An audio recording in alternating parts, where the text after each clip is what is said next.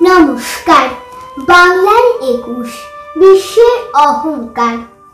১৯৫২ সালের আজকের দিনে বাংলাকে পূর্ব পাকিস্তানের রাষ্ট্রভাষা করার দাবিতে ঢাকায় আন্দোলন শুরু হয়।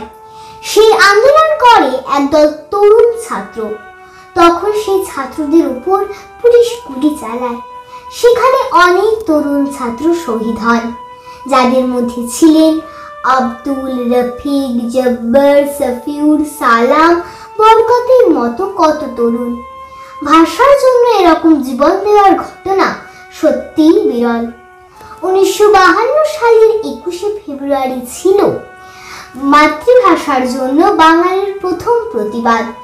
তাই সেই তরুণদের প্রতি শ্রদ্ধা জানাতে এই দিনটি সারা বিশ্বে শহীদ দিবস হিসেবে পালিত হয়। ১৯৯৯ সালের ১৭ই নভেম্বর ১৮৮টি দেশ সমর্থন জানালে ২১শে ফেব্রুয়ারিকে আন্তর্জাতিক মাতৃভাষা দিবস হিসেবে ঘোষণা করা হয়। সেদিন মাতৃভাষা বাংলার মর্যাদা রাখতে গিয়ে বুকের তাজা রক্ত ঢেলে দিয়েছিল রফিক, জব্বার, সালাম, বরকতরা।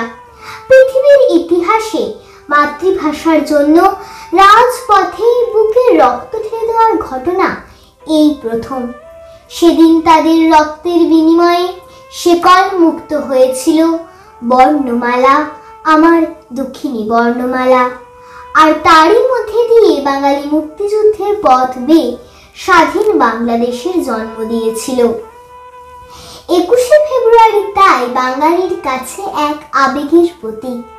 এই বাংলা, ভালোবাসা, ভালোবাসা। ২১শে প্রথম প্রহর থেকেই তাই হৃদয়ের সবটুকু আবেগ ঢেলে দিয়ে সবার কণ্ঠে বেজে ওঠে ২১শে অমর শোক সঙ্গীত। আমার ভাইয়ের রক্তে রাঙানো ২১শে ফেব্রুয়ারি, আমি কি ভুলিতে পারি? মাতৃভাষা হলো আমাদের মনের বা হৃদয়ের ভাষা। আমাদের মাতৃভাষা হলো বাংলা।